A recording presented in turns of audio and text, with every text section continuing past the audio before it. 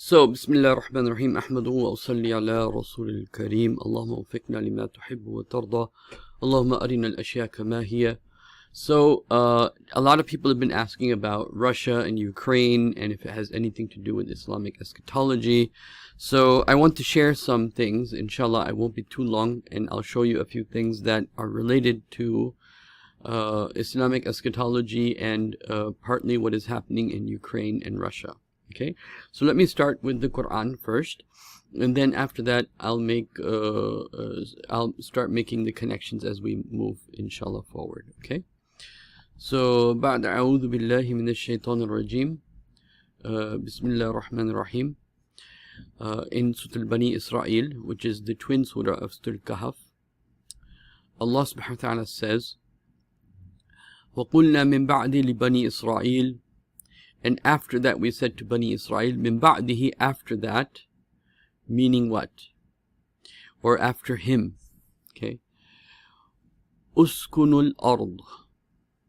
So after him and after it. What is it referring to? It's referring to what was mentioned in the very beginning of the surah, where Allah subhanahu wa ta'ala talks about the fall of the first and the second fall of the Jewish temple. Okay. So وَقَدَيْنَا إِلَى بَنِي إِسْرَائِيلَ فِي الْكِتَابِ لَتُفْسِدُنَّ فِي الْأَرْضِ مَرَّتَيْنِ وَلَا تَعْلُنَّ عَلُوًّا كَبِيرًا فَإِذَا جَاءَ وَعْدُ الْأُولَاهُمَا. When the first time the temple was destroyed, when the first promise came, بَعَثْنَا عَلَيْهِمْ إِبَادًا لَنَا أُولِي بَأْسٍ شَدِيدٍ.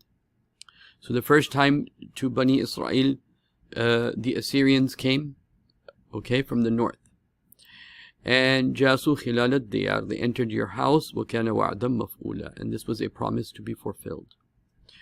Then Allah says, ثم رددنا لكم كرة, and then after that we returned you back.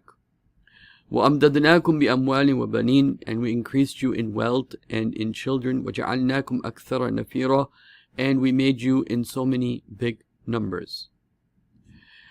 And then Allah subhanahu wa ta'ala in ayah number 7 says, وَإِنْ أَحْسَنْتُمْ أَحْسَنْتُمْ لِأَنفُسِكُمْ. If you do good, then you did good for yourself. وَإِنْ أَسَأْتُمْ فَلَهَا. But if you did evil, then that's on you. Then you still didn't, after Allah did such favors to you, returned you back to this city of Jerusalem, established the Maccabi power for you, you still disobeyed until you rejected Isa alayhi salatu wasalam. So what happened? فَإِذَا جَاءَ وَعْدُ الْآخِرَةِ. And when the second of the promises came, لِيُسُوءُ وُجُوهَكُمْ, so that your faces would be blackened. لِيَدْخُلُوا الْمَسْجِدَ كَمَا دَخَلُوهُ أَوَّلَ مَرَّةٍ. And they entered into your masjid, which is masjid, what we generally call Masjid al-Aqsa, but actually it was Haykal Sulaymani. Okay, but in the general same area, the Masjid al-Aqsa is in a different place. The temple that is being referred to here as the masjid was about 100 feet away from there in the city of David. كَمَا دَخَلُوهُ أَوَّلَ مَرَّةٍ, the same way they entered the first time. لِيُتَبِّرُوا مَا عَلَوْا تَتْبِيرًا. And, it was completely destroyed with utter destruction. So after that event where the second temple was destroyed, this is what Allah subhanahu wa ta'ala said to Bani Israel, as I'm going to show you the verse that we're studying. Okay, and this has to do with Bani Israel. وَقُلْنَا مِن بَعْدِهِ. And we said to them after this event, after the second fall of the second temple in the 70 AD that it happened, قُلْنَا مِن بَعْدِهِ لِبَنِي إِسْرَائِيلِ. And we said to Bani Israel, أُسْكُنُوا الْأَرْضِ. Look, now you live in the different parts of the earth. Okay, because after the second temple fell, what happened? The Jewish Diaspora happened. You can study on that if you're not aware of that. But the Jewish Diaspora happened. Jews went up to Russia. They went to Ukraine. They went to Europe. They went to Germany. The Khazari Empire accepted Judaism, and the Jewish immigrants went there and mixed with their races. And so Judaism was like the spread because they weren't allowed back home. They were not allowed back to Jerusalem. Okay. So this is what Allah subhanahu wa ta'ala Allah subhanahu wa ta'ala says, Haramun ala qaryatin ahlaknaha. It is haram upon a city that we've destroyed. Now which city did Allah destroy? It was Jerusalem. As we just mentioned, the fall of the second the fall of the second temple, AD. Okay, so Allah said, "Haramun ala qaryatin ahlaknaha annahum la yarji'un." It is haram for them to go back to that city. They will not go back hatta, until they'll be allowed back, which they've been allowed back. Hatta idha futihat Ya'juj wa Ma'juj, until Ya'juj and Ma'juj are released, and then when Ya'juj and Ma'juj are released, the Jews will go back to Israel, and they will go back to Jerusalem. And min kulli hadabin yansilun, and they will come from every elevation. Right, from every elevation. One of the meanings of that is from the north. So Russian Jews went to Russia, Jews in Germany, Jews in different parts of the world. These are the European Jews that went back to Jerusalem. So the Russian Jews were released after the fall of the Soviet Union. They were released, and even before that, Jews came to America, Jews came to Israel from Russia, and now after that, from the far north is Ukraine. Now that I said this, let me show you the references soon after I finish this one point that I want to make, and then I'll make my other points, inshallah ta'ala, so that the whole issue is clear. Okay, so in fact, let me go ahead and do this right now. So this verse of the Quran that we just read, where Allah subhanahu wa ta'ala says, "Uskunu fil ard," then you now live outside Jerusalem, wherever in the earth. Okay, where did the Jews go after the diaspora? As you can see here, therefore the Jewish populations in the diaspora would journey home, even if their actual home was in Alexandria or Rome or any other place in Asia Minor. Now, what's important to remember here is that, as you note, it was Titus who had conquered Jerusalem. So like the Muslims, when we were conquered by the British, where do we go? We go to Britain. We go to the West. We go to the very places that have conquered us. They make space, because that's how things work out in history. So the very people that conquered them, that's how many, many Jews ended up in the Roman Empire. Okay, and then let's read this. How did the Jewish diaspora begin, and why was it difficult for the followers of Judaism? How did the Jewish diaspora begin, and why was it difficult for them? The Jews kept the Romans out of Jerusalem for 3 years. But in 70 AD, Titus led a Roman army against the Jews. The Jews were outnumbered, and the Romans destroyed Jerusalem. And why did this happen from a spiritual perspective? This happened because of the law of Allah subhanahu wa ta'ala of rejecting Isa alayhi salatu wasalam. لَأَغْلِبَنَّ أَنَا وَرُسُلِي, me and my messenger have to prevail. And since Allah lifted Isa alayhi salatu wasalam to himself, the destruction still came to them. Just like it came to the people of Nuh, just like it came to the people of Lut alayhi salatu wasalam. And Isa alayhi salatu wasalam has to come back and witness that destruction, which is the sunnah of Allah subhanahu wa ta'ala. I've talked about that in detail in other places, but over here I'm just leaving it as just to understand what is meant by the statement by Allah subhanahu wa ta'ala in the verse, وَقُلْنَا مِن بَعْدِهِ, and we said after that, لِبَنِي إِسْرَائِيل, to Bani Israel, uskunu fil ard, live in the earth. And they went into the northern areas. And then when these Jews, the Bani Israel, intermixed with the Europeans, and they had all the qualities of Ya'juj and Ma'juj, which is not my topic right now, then they came down from the elevation, which is mentioned in the Quran. Let me also show that to you. So Allah subhanahu wa ta'ala says, وَحَرَامٌ, it is haram. It is banned. It is prohibited. عَلَى قَرْيَةٍ, for that city that we destroyed. What is the last city that Allah subhanahu wa ta'ala destroyed as a punishment to the people? Jerusalem. Okay. Haramun ala qaryatin ahlaknaha, that city that we destroyed, annahum la yarjun, they will not return to it. So the people remain, the city doesn't remain. Hatta, until, idha futihat, until the openings are made or let loose, Ya'juj and Ma'juj. And Ya'juj and Ma'juj, I have one video that goes into great detail. One of the brothers did 15-year research on that. You can go look at that. Hatta idha futihat Ya'juj wa Ma'juj wa hum min kulli hadabin yansilun, and then they will be let loose and they will come down from every elevation. So now what is happening is, if you look at the map of Ukraine, you will see that it is in the north, just like the Jews from Russia were let go and then they settled in America and they settled in Israel. So let me just show this to you quickly. So the largest number of Russian Jews now live in Israel. Israel is a home to a core Russian Jewish population of almost 1 million. An enlarged population of 1,200,000, including, and then it goes on talking about the population growth and the political history. Russian Jews have been very dominant in Israeli politics due to the large number of Russian Jews occupied in the official positions of the Israeli government, etc., etc. Okay, so the Jews, they used to live in Russia, and then after the Soviet collapse, right, they went to Israel, and many of them came to the U.S. Okay, now, what is the point of mentioning this? The point of mentioning this is to simply mention that now that they have come back to the city of Jerusalem, and especially after Trump, when Trump declared Jerusalem as the capital city of Israel, so now Jerusalem holds a very special position. So now, the Quran is telling us that Allah said to them, go uskunu fil ard, go live in the world, have your diaspora, and you will not come back until a certain time. And then Allah subhanahu wa ta'ala describes their coming back in this verse that we just read, haramun ala qaryatin ahlaknaha annahum la yarji'un hatta idha futihat ya'juj wa ma'juj wa hum min kulli hadabin yansilun. Now, that's one part of it. The same thing is mentioned in this surah again, Surah Bani Israel or Surah Al-Isra. وَقُلْنَا مِن بَعْدِهِ, and we said to them, لِبَنِي إِسْرَائِيلَ أُسْكُنُوا فِي الْأَرْضِ, now you go live in the world. Over there it said you won't be able to come back to Jerusalem. Over here it says the other side of it, you go live in the world.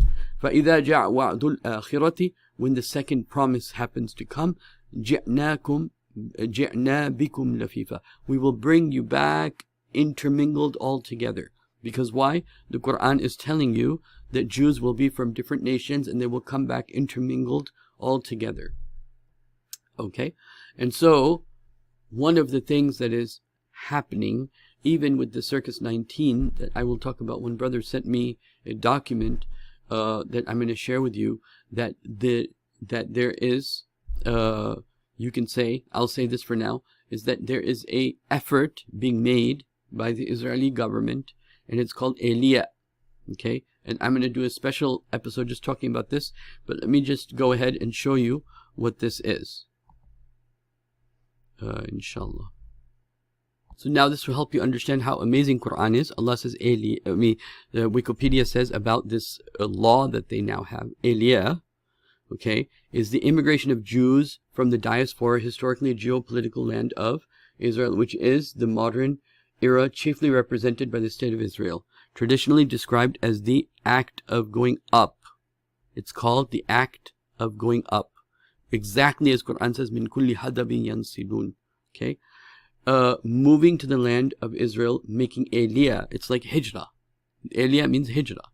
Okay, to them, is one of the most basic tenets of Zionism. So if you're a Zionist, you believe in going back to Israel. Okay, and so the opposite action, immigration by Jews from the land of Israel, is referred to as the diaspora.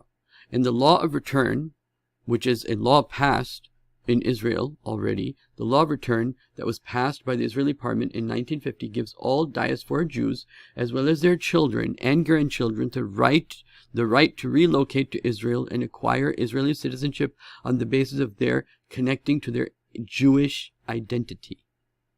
Okay, so the Jews started to come back, okay, from Ethiopia, from the Soviet Union, as we discussed, from Latin America, from France, from North America. Now many Jews from America are going. So a lot of the events that are happening in the world have to do now at this stage, have to do with making a situation such that the Jews, they want to go back to Israel. And we find this in the case of this Russia and Ukraine conflict. So let me share with you some of the articles in this regard. Okay, so Israel preparing for potential need to evacuate Ukrainian Jews in case of war. Okay, and you know this whole Circus 19, one brother made a document about Circus 19 that wherever there are more of the Jewish community, that's where the Circus 19 is more. And he statistically has documented this. I'll be making a video, inshallah, after I talk to him about a few details about that. But it's the same thing that seems to be, and this is one of the major things that's happening here, it seems, is that as you read the headlines and as you have an idea of what Quran has said about this issue, how Ukraine complicates the three-way dance between Israel, Russia, Israel, and Iran. I'll talk about this in I'll make a side note here, right? Israel has a very good relationship with Russia because obviously so many Jews came from Russia. And Israel also has a very good relationship with Ukraine. So Israel is not taking America's side in this because they are saying, well, they want to stay because they have their own agenda. This is part of what I'm trying to say. Okay, and then let us continue over here. Israel is preparing for mass immigration of Ukrainian Jews. This is their ultimate goal. Okay, this is what we have to understand, that a lot of things are being done. And I will just point out Ukraine, Russia, and Israel ungratefulness. Over here, the main thing I want to point out is that Ukraine is expecting a lot of businesses to come to Russia. Okay, and there are a lot of Ukrainian Jews. And there's a lot of anti-Semitism in Ukraine. Okay, a lot of negative feelings towards the Jewish community in Ukraine. In fact, there was a time where pamphlets were sent down and told you have to, leave this area and so on and so forth. I'm not going to go into that right now, but you get my point, okay? Okay, Allahumma salli ala Muhammad. Let's see. Now, this is another side of the story, okay? Allahumma salli ala Muhammad. Let's see. So Europe has been expanding closer and closer to NATO was created to counter Russia. And so America promised Russia, look, we won't take Ukraine, we won't take any of the countries that are your borderline countries. I believe Bill Clinton is the one who made this promise. Because NATO works actively against. Now, if Ukraine and Georgia became part of NATO, that means now whatever they collectively decide they will do in terms of a lot of the oil. And by the way, about I think 50% of the rice of Israel comes from Ukraine. Okay. Anyhow, the main point I'm trying to say here is that if Ukraine becomes part of NATO and goes with the West, then there's no buffer between Russia and the NATO countries. And so Russia was promised that they wouldn't try to take Ukraine and other countries on the border because in order to create a buffer situation. Okay. Now, these people in Ukraine, they have so much, hope and belief in their friends from Europe and US that, they feel that this little country that has no power can somehow stand up to Russia. Now, Russia wouldn't want to get into a war, but what they will do is stop Ukraine from becoming helpful to, because a lot of their oil also comes from Ukraine. So if they become part of their party, then that's going to create problems for Russia. But this whole conflict, in essence, has two direct aspects to the Quran. Number one, وَقُلْنَا مِنْ بَعْدِهِ لِبَنِي إِسْرَائِيلِ, and we said after that to Bani Israel, uskunu fil ard, go ahead, travel about the earth, live in different parts. فَإِذَا جَاءَ وَعْدُ الْآخِرَةِ, when the promise of the last days comes, جِعْنَا بِكُمْ لَفِيفًا, we'll bring you all back together. Okay, and then you can also see here, Ukraine urges calm over invasion fears, but asks U.S. to sanction Russia, send more weapons. So this is the little birdie that thinks that they can take on a big cat. Okay, and it's not going to happen, and the U.S. will not really care because it's not in the U.S. interest to care. But Europe will care in the sense that they would have a lot of benefits in terms of resources with having Ukraine on their side. The U.S. would like that to happen because then they can spy on Russia and control Russia and affect Russia. But the point is that there is an illusion that's taking place, which is that, you know, some people are thinking we're the all-powerful one and we can beat anyone. And whereas the Quran again tells us what? The Quran tells us in Surah Al-Baqarah, Allah subhanahu wa ta'ala, I'm reading the second part of this ayah, وَلَوْ لَا دَفُ اللَّهَ النَّاسِ بَعْضَهُمْ بِبَعْضٍ. If Allah had not pushed one group of people with another group of people, or you can say, if Allah had not restrained one group of people with another group of people, what would happen? لَفَسَدَتِ الْأَرْضِ. The earth would be in fasad. وَلَكِنَّ اللَّهَ ذُو فَضْلٍ عَلَى الْعَالَمِينَ. But Allah is the one who shows fadl to all of humanity. So whenever people think, oh, now there's one, and America had this feeling about itself after the Cold War, that we're the sole supreme power of the world. And what Allah is showing is that, no, you're not the supreme power of the world. Look at what happened in every single war you've fought, from the Vietnam War to Iraq to Afghanistan, and now Russia. And so there's always going to be bipolar strength. And in the end days, it's going to be the Dajjal versus the Mahdi. This is the two powers. And one is the ultimate fasad and the other is the ultimate good, in not in the, like the Sahaba level good, but very, very, very as close to that as one can really get. So there is a ghurur, an illusion about my greatness. I'm the sole supreme power in terms of the US and the West. But Russia is just as powerful as, you know, it's a threat. It cannot be just dismissed. And Israel would be happy for America to fall into this illusion, for Israel to complete its design of bringing more Jews back to Israel, particularly the Ukrainian Jews and other Jews. And like I said, Circus 19 is more spread in areas where there's the Jewish community.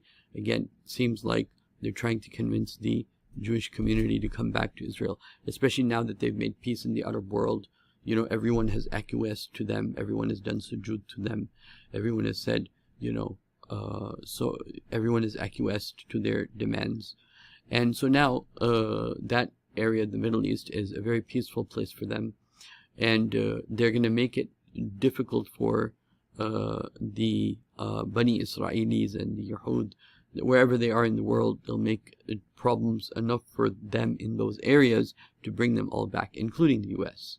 So when getting US involved in this creates problems for the US, and that helps more and more American Jews to think, you know what, I should just move to Israel.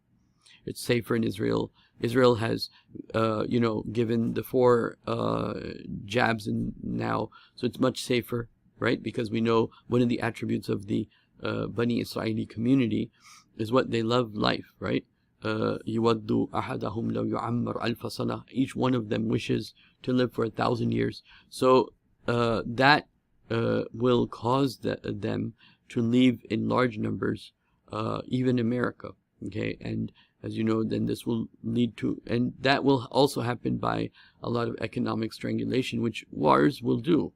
And then, you know, and then you already closed all the markets, right? You've basically closed the whole economy on the one side, and then on the other, you're doing wars or getting ready for wars or preparing for wars.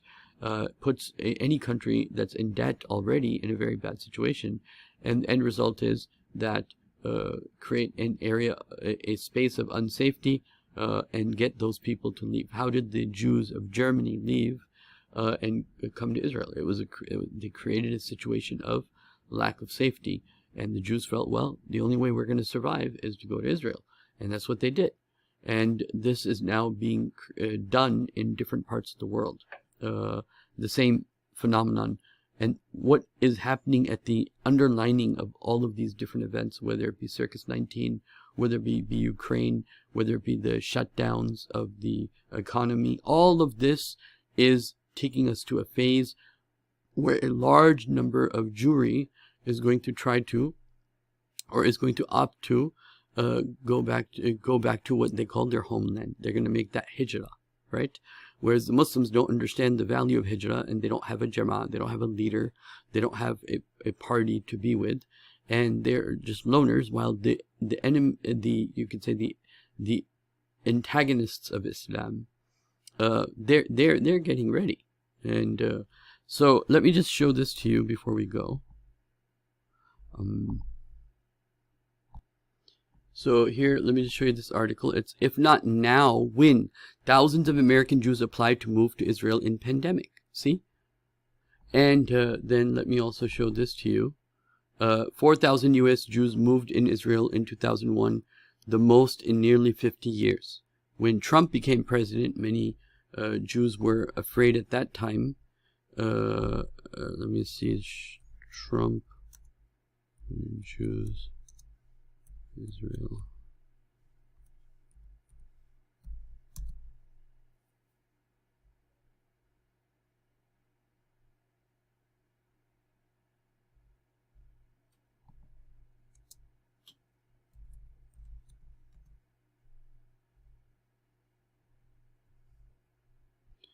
And again here, ahead of the November elections, growing number of Jews considering leaving the U.S. So now I want you to consider how true are the words of Allah when He said, وَقُلْنَا مِن بَعْدِهِ لِبَنِي إِسْرَائِيلَ, and after that we said to Bani Israel, uskunu fil ard, you go ahead, live in the different parts of the world. فَإِذَا جَاءَ وَعْدُ الْآخِرَةِ, when my second promise happens, that is the bringing back of all of you. جِعْنَاكُمْ لَفِيفًا, we'll bring you all back. And why do they have to come? And then Allah continues, وَبِالْحَقِّ أَنزَلْنَاهُ وَبِالْحَقِّ نَزَلْ, we sent this down in truth, and with truth it came down.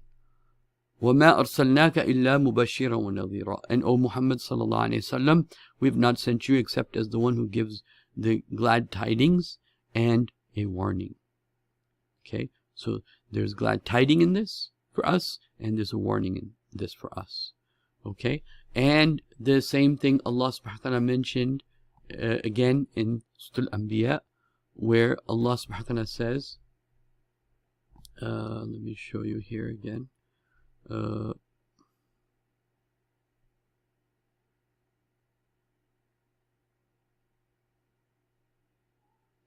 In ayah number 95, same thing being mentioned. Haramun ala qaryatin, haram upon any city, ahlakna, that we destroyed, which is Jerusalem. Annahum la yarja'un, never go back until hatta is haruf shart, idha futihat, when victories are given or openings are given to Ya'juj and Ma'juj, and they will come from every northern region. That includes Russia, that includes Ukraine, that includes all of these different areas where the Jews went and settled. Okay? Min kulli hadabin yansilun. And what is the lesson for us in what is happening in the world? A lot of it has to do with creating a world situation that will force the Jews back to Israel. Why? Because it is the sunnah of Allah subhanahu wa ta'ala. They think they're doing their hijrah. But behind that hijrah, behind their planning, is Allah's planning. And Allah's sunnah is that when Isa alayhi salatu wasalam comes, He will bear witness to the people that He was sent to and didn't accept Him. He will, because it is sunnah of Allah that every nation has to be destroyed in front of their prophet. And so the people that were sent, Isa alayhi salatu wasalam was sent to a people, they rejected Him. So He has to come back and witness. Right? He has to come back and witness what? The final, you can say, annihilation of the people He was sent to and that rejected Him. And there are ayat that show that perhaps many will accept Him. And so, anyway, so we will end here, inshallah ta'ala, for today. I hope this was beneficial in this verse of the Quran, that we will bring you all back to Israel. Every conflict, every bad situation will be used to convince the Jews of that area to come back to Israel. Okay? And we'll just end here. أقول قولي هذا أستغفر الله لي ولكم ولسائر المسلمين والمسلمات.